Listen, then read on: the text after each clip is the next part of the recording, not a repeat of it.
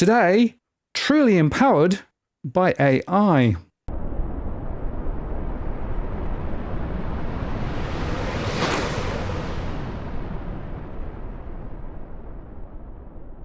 Hello again, it's Martin North from Digital Finance Analytics, World Latest Post covering finance and property news. Today, I want to take you into the deep world of AI, but not the theoretical stuff, something that's really happening now, something where AI is being used for real world outcomes. And to do that, I'm going to introduce you to Roanne. Roanne, welcome. Hello, Martin. Great to be here and just happy to be on your show. Well, thank you very much for spending some time. Now, you're an entrepreneur, and frankly, some bad experiences that you had has led to some really good experiences about the use of AI in the real world. So tell us a little bit about the journey and where you've got to. Yes, so I'm actually Australian, if you can believe it. I come from a small town in Foster Tuncurry. So hey to all those on the mid-north coast. And I left Australia over 30 years ago. Obviously, I lived in London first and then moved to the US and got my education there, etc. So I was back during the pandemic because obviously, they were closing the borders and I wanted to be back home. And during the pandemic around 2021, I actually got stalked by a security officer who effectively, because of obviously we were all under a lockdown. So effectively, I was stalked for about over a year, and it was a fairly traumatizing experience. But as a person who's obviously started out my technology career as an engineer, I decided to just do something about it. And I thought, I can't be the only person who has gone through that. And it was for sheer lack of evidence that nothing could be done about it.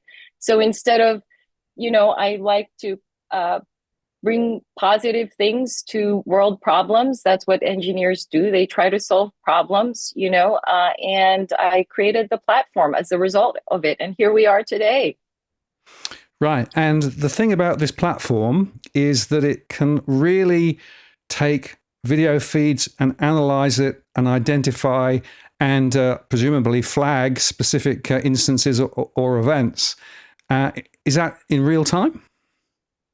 Yes, so there's a distinction between, so one way to look at kind of AI outputs, and I actually spoke about this in a paper I co-wrote with my co-founder as well as the CTO of my firm, Armatec Global. There's distinctions between the outputs of AI, and one way to look at it is there's, just look at it kind of past, present, and future. So the more predictive it gets, so it's the temporal, in other words, the time aspect, the more predictive it gets, the more it kind of, if it's in real time and you're predicting someone's going to do something bad, then obviously that requires some review, right? Because it could inadvertently accuse somebody. So where so obviously you don't just accuse somebody of doing something. So one way to look at it is the further into predictive aspects of it that we get, the more kind of from a real world kind of physical security perspective, obviously, the more we go into kind of violations of human rights of a person, because you can't just accuse somebody. So it requires the parts of the platform where it's implemented in real time. That has to be done by a master licensee, a security company, or a corporation who has the master license to implement that. So we, in effect, have two models, business models, rather. The first business model is allowing security companies and corporations who need this type of security, and a lot of them do, to implement it responsibly for their specific situation. But the one that you can just go to the website and subscribe, that's post-facto. That's after the fact. So if you had 5 hours of video, so think of, incidents that happen, a police officer, it could even be a lawsuit, people, I think, we think of real world situations where people are looking for evidence. So the turnkey SaaS one, available for everybody, even a homeowner. If you want to find out who stole your package, you could just, subscribe, and it's turnkey and it's very inexpensive. We've made it as cost efficient as possible.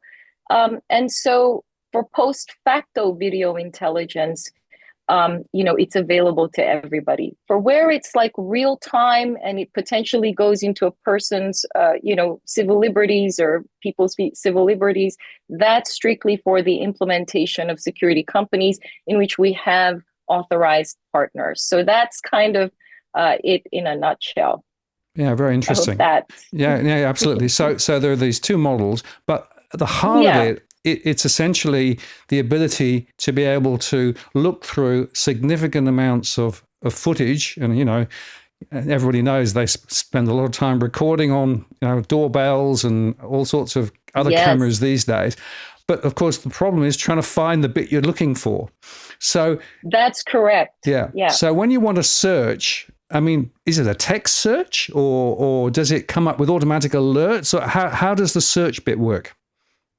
Excellent question. Excellent question. You kind of, amazing that you just got right to it, to what it does. So, for the real life instance where it's implemented by a security company for their corporate client or customer, um, obviously those are kind of custom things. So they use the base platform and our team will then customize it according to their needs, right? So, because there are customizations, it's not, there might be like 8 weeks before that's implemented. For the post-facto intelligence, you hit it right on point with it, because if you had, say, 5 hours of video, typically a security officer, a security guard working for a security company or a law enforcement, they would sit there and, rewind back, rewind back. You would try to plow through all that. We have various products inside our platform. So think of it just like any suite of technology products that you have. There's 3 products inside, and one of them, one way to look at it is one called Roanne Now, where if you don't know what happened, you can just upload it and say, click, and it will tell you what happened. So it'll give you an entire narrative.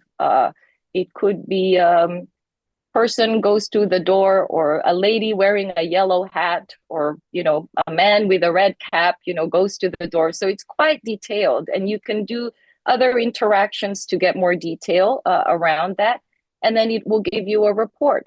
The other tool inside is if you know what you're looking for. So let's say you're looking for a knife, like say there was a fight, you're looking for a knife, you upload the video and you tell the system, you just type it in, or in the drop down, I'm looking for a knife. And then it'll analyze it and it'll tell you whether it found a knife or not. It'll, give you a report. You can edit that report, and then, you have yourself a document. A lot of the problems in the security industry, in the security space, is obviously incident reports. Oftentimes when there's an incident in a public area or a private sector entity, the incident, they have a logbook. Some of them still, believe it or not, still do that. So what we're effectively doing is speeding up the process of doing that, as well as assisting the entity who's interested in that report to have that report. So when we think of it in real life, well, if a police precinct, say, is using it, instead of them spending hours, and I know I have a lot of friends who are in the force, they do not like sitting at their desk. They want to be out there helping people. So when we think about it, in the grand scheme of things, it helps the public, right? It helps us citizens, because if we have police officers who are spending more time helping people rather than, doing things that they're, reports and all of the kind of drudge work, then it kind of helps save time and make everybody more efficient.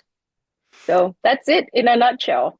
Yeah, very interesting. And so the idea of being able to get a textual description of a particular event or a scene in video is quite interesting. But presumably underneath all of this, there is some significant AI training. You know, the whole AI idea is that you actually use existing information to be able to extrapolate new information. So tell me about the training program that your AI app has gone through, and what was the quantum of the investment? I'm thinking of, you know, some of the DeepSeek stories and those sorts of things. Where do you fit on that scale? So, I have to say, we have been very fortunate, my firm. My co-founders and I, so there are three founders. I'm the main founder, and I have two co-founders. And we have obviously a very close friend of ours, our CTO, who's a former AI professor at Columbia University in New York.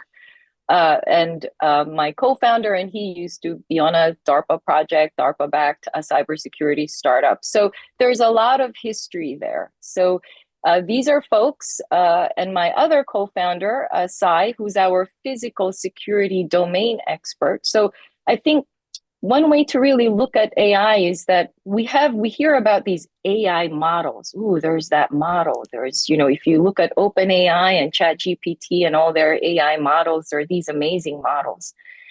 But to really apply it in practical terms, in real world terms, you have to have what technologists call a use case. And in our case, the use case, the usability of it is physical security. It's effectively augmenting the work of and amplifying and the output of a security officer so that security officer can focus on the more important things. Now, to go back to your point, we are very fortunate because we focused on usability, and we are not, I'm not one of those technologists that will just go in, disrupt an industry and take everybody's jobs. That is not what I'm about, just as a personal, principle. I want to solve problems for people, right? So if you're given a talent to build things, you want to do it for good things, right? So that it will multiply. So to your point, the whole premise of it is to make it usable. So it took us we're only on we're 3 years old. Usually it takes, the typical kind of AI startup. And I know it's kind of, a lot of people are AI now, it's kind of very overused in a way. Usually they take, they raise 3 to 5 million US dollars, and they don't even get a kind of a full blown product and platform onto the market. So we've been very fortunate because we've been very focused, and we have a full-blown product, a full-blown platform, enterprise-grade platform, a turnkey SaaS available in 20 countries. And we brought it to market for less than $1 million USD. So we are obviously, from the perspective of our investors, for instance, obviously they'll do very well, very nicely. And it's kind of quite an achievement. And I'm very proud of my teammates and my co-founders, and just really happy about the work we've done. And we just look forward to bringing value to the ecosystem. Yes, it's a very interesting price point. One question there, of course, the DeepSeek story started to actually raise the debate about whether DeepSeek did, if you like, first generation stuff, or whether they actually went to other LLMs and then sort of used those as a basis. What was your approach? Did you actually start from scratch, or did you actually borrow from other LLMs as part of the development process? So one way to look at, just to a good point about DeepSeek. DeepSeek's kind of story is really about effectively the commodification of the distillation technique. So obviously there's great thinkers before me. I am nowhere near those people. I just learned from the great minds of our time. And um, so that technique was actually spoken about 10 years ago. And effectively, the DeepSeek story is about taking, the OpenAI model and think of it like a good analogy is like think of it like a pizza with 8 slices, and just taking, instead of taking the slice as a pizza slice, you're taking the slice and you're turning it into a brand new smaller pizza, and it's still just as delicious and nice as the bigger pizza.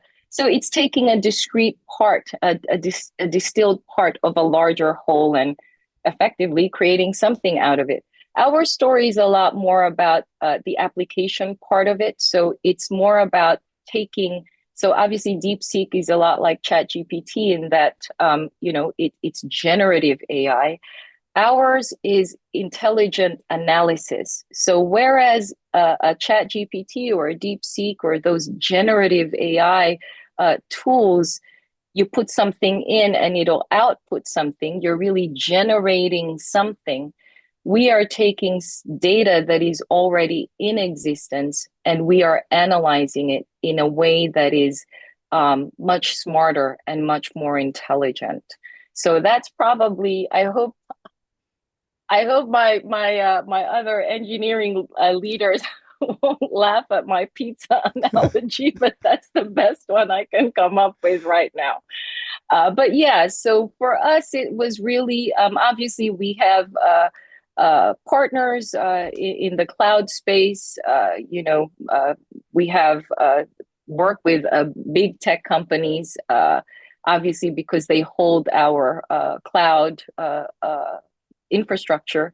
So that's probably one way to look at it, in that we do not generate something, we are analyzing something that's already in existence. So it's almost like reverse engineering something. So, which is not really a good way to say it, but it's kind of like, as opposed to, generating a brand new video, we're taking something that's factual and real, and gaining insights from it. And we have a feature that will detect if it's a deep fake. So as we know, what if somebody uploads a video and it's not a real video, right? So we know that there's mis and disinformation out there, and we want to make sure that we have a mechanism to find out if it's real.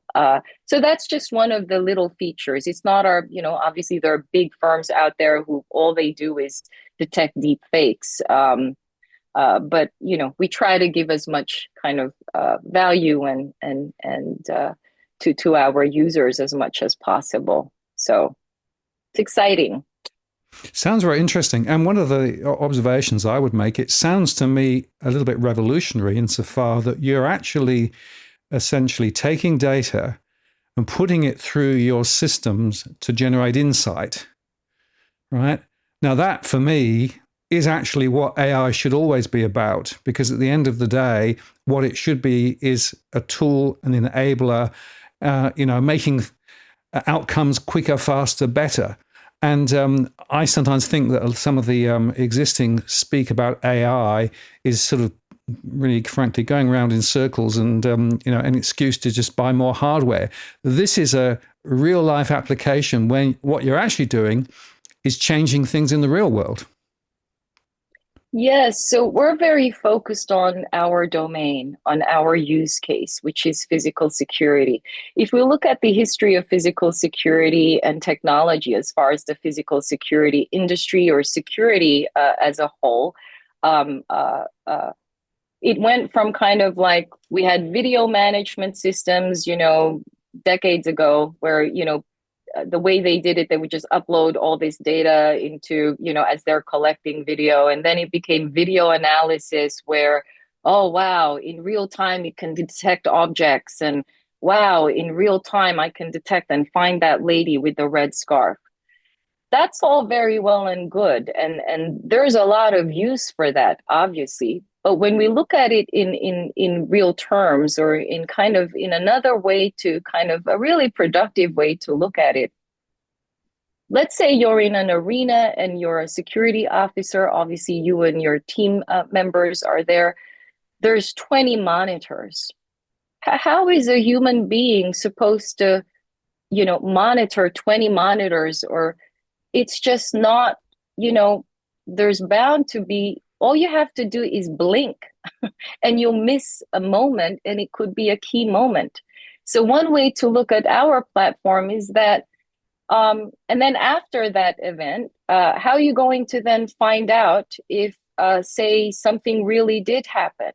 What if there was a human trafficking case and a child went missing? What do we do then? We miss out on finding out what happened. So we really focused on usability and applicability. And it used to be that just it's the big corporations, right, who can afford this stuff.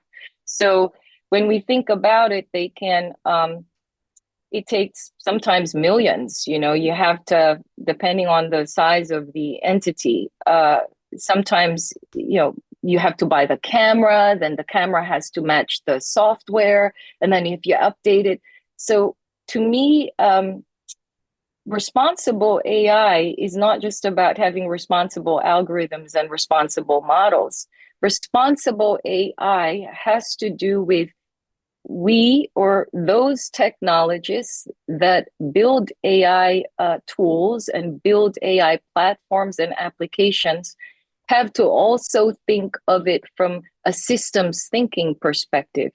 And what I kind of mean by that is one needs to think about all of the people in that ecosystem. So when we think of the physical security or just security industry as a whole, you've got security company owners, you've got security guards, you've got the big corporates who would use it, and then you've got the public, right? But when we think about it, if your responsible AI has to do with not just responsible tech, it has to do with thinking about, well, how does it affect security guards? How does it affect security officers? How does it affect police officers? The idea is not for machines to replace humans. The idea is for machines to be a tool to help the humans and amplify the human capability. So in our platform, we are actually the first in the world to have an affiliate program. Most software as a service SaaS companies, where you go in and you go to their website, you buy the product, they have an affiliate program. Sometimes maybe it's a graphic design tool, or bloggers will take the affiliate link and they'll promote it on their blog. That's a great thing, but we want to take it further and say, well, when you really look at the security industry, it's notorious for having folks lose their jobs when they're no longer physically able. So I think for me, a story, how I came about thinking about the affiliate program is one night. So I've been in Australia now for a while. So one night I was like, obviously I code at night sometimes, and I was at Kohl's and I saw this man of, mature age, and I just felt really bad. He was a security guard. And I'm like, that man should not be doing that. How about, creating a way where that person can have passive income without having to do that? So cut a long story short, fast forward to today, I thought of the affiliate program. So then they could just be at home and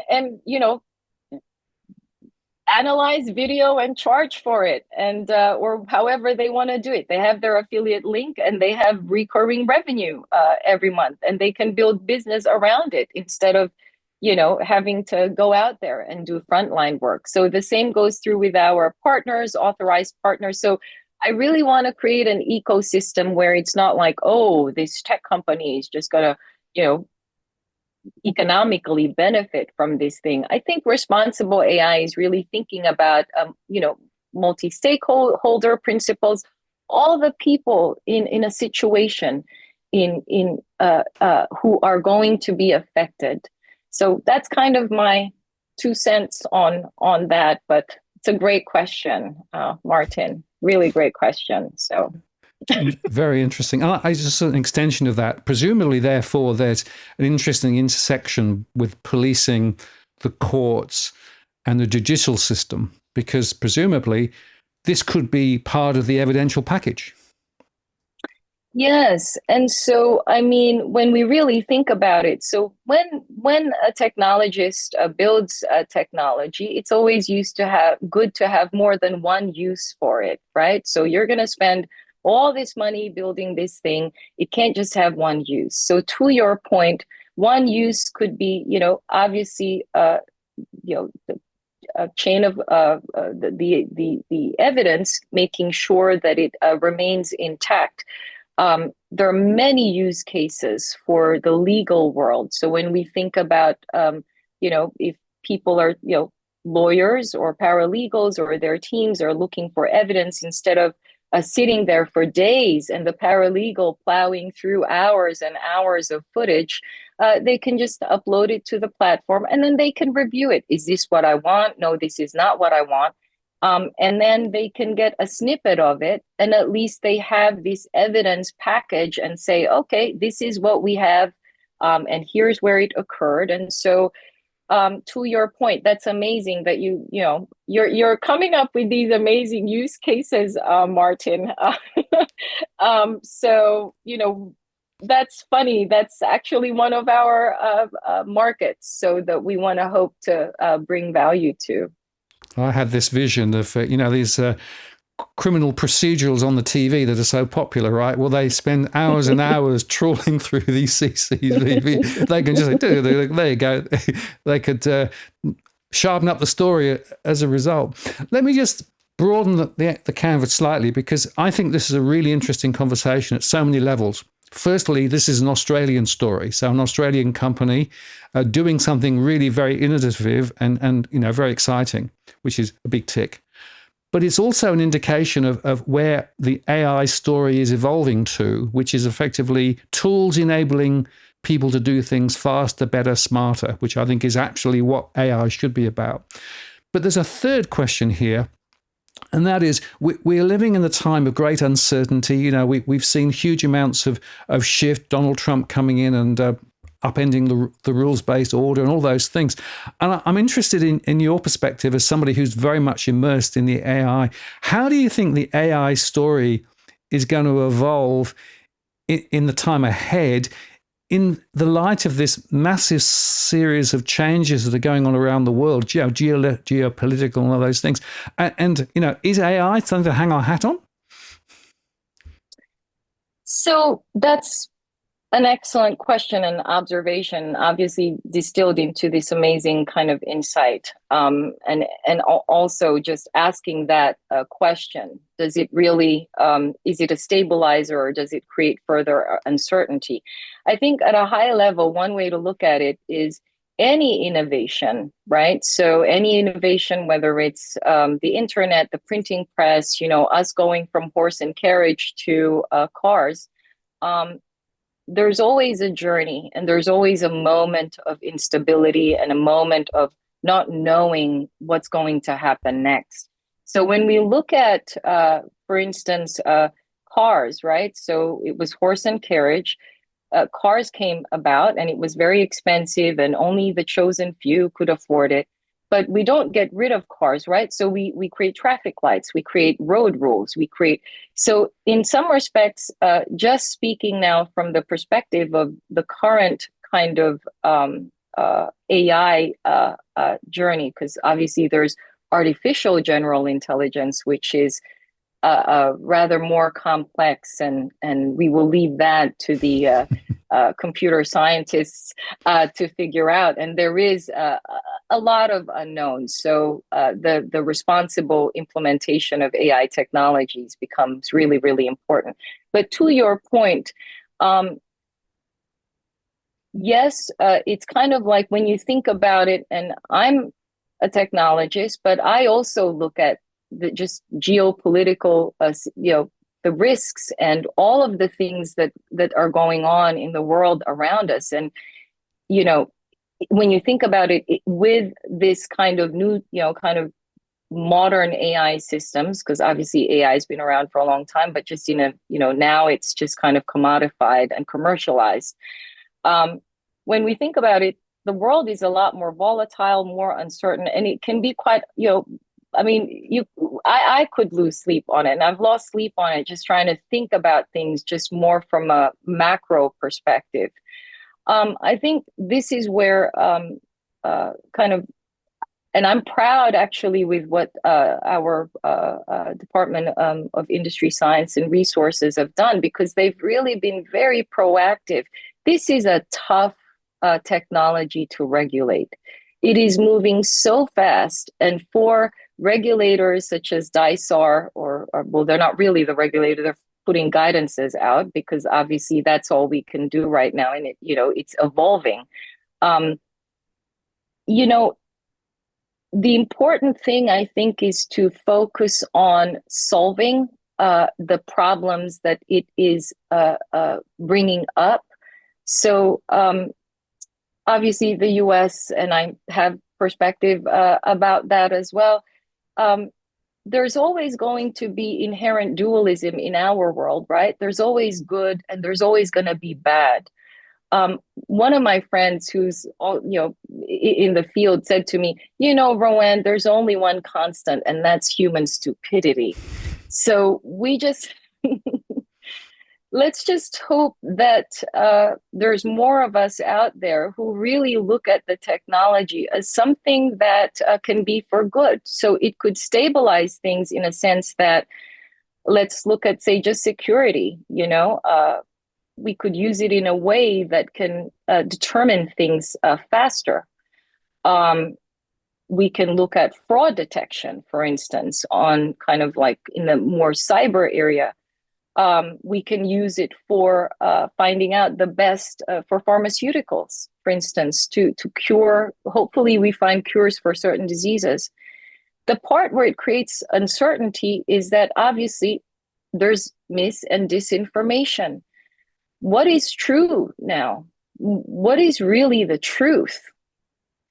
And to what extent do we sit there and say, having our own kind of echo chambers, if what is perpetrated is untruths, and that's the consumption of that person's knowledge or information, then what happens, right? So there's many.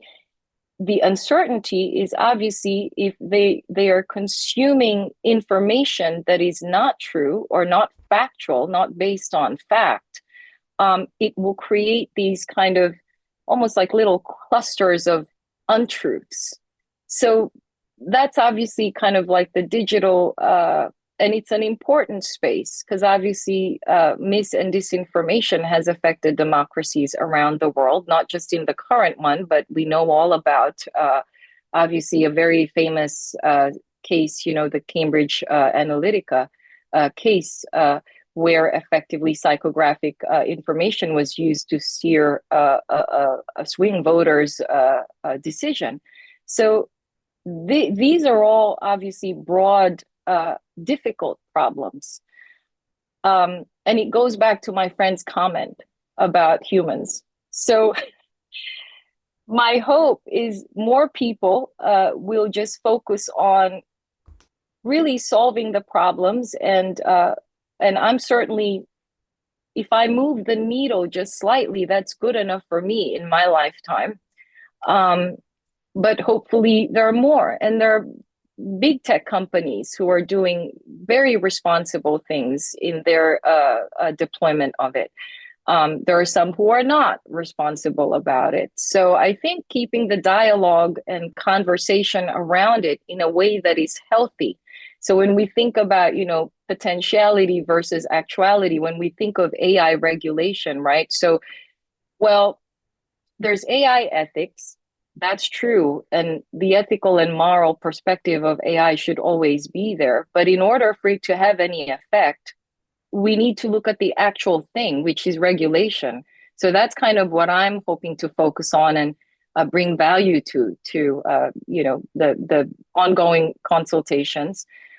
So I think we can keep on complaining and complaining. This is horrible. So that's the potentiality part. But the actuality part is, okay, it's terrible. So now what are we going to do about it?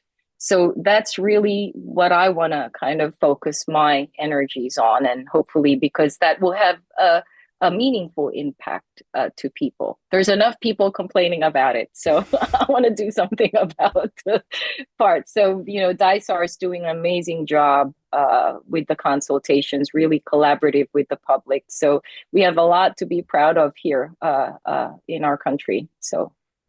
Thanks for that answer. That's very interesting. I've always had the view that AI is a bit of a modern equivalent of nuclear. And if you think about nuclear is a massive technology, but it can go in one of two ways. It can create bombs and wars and kill people, or it can create energy and power and take us to hopefully the stars. It's what people do with the technologies rather than the technologies themselves. And I sometimes think that we get fixated on the technology rather than the fact that technology is merely a tool that humans have, and the choices that we make as humans determine the outcomes, not the technology itself. And I think that's something just that, to underscore from my perspective as a philosopher. And that's why I'm very interested in the AI story, and specifically this story.